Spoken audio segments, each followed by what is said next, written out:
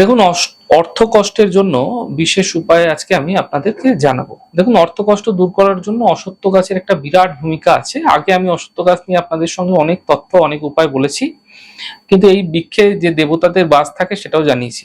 আর আপনি যদি ভক্তি ও শ্রদ্ধার সঙ্গে এই বৃক্ষের তলায় যান, তাহলে আপনার অনেক মনস্কামনা পূর্ণ হয়ে যাবে। অর্থ কষ্ট দূর করার জন্য শনিবার অল্প কালো ডাল, দোকানে কালো ডাল কিনতে পাওয়া যায়, অর্থাৎ মাসকলাই, অল্প দই এবং সিঁদুর নিয়ে আপনারা কি করবেন, বিকেল 5টার আগে, মোটামুটি অ্যাপ্রক্স টাইমে 5টার আগে যে কোনো অশ্বত্থ বৃক্ষের তলায় চলে যান। অশ্বত্থ গাছের গোড়ায় প্রণাম করুন এবং নিজের মনস্কামনা বলে, মনের কষ্টের কথা বলে ওনার কাছে বলুন। এবং যদি আপনি আপনার মনের কথা ওনার কাছে সঠিকভাবে রাখতে পারছেন, তাহলে উনি অবশ্যই আপনার মনস্কামনা পূর্ণ করবে। এরপর গাছের গোড়ায় অল্প মাসকলাই দিন।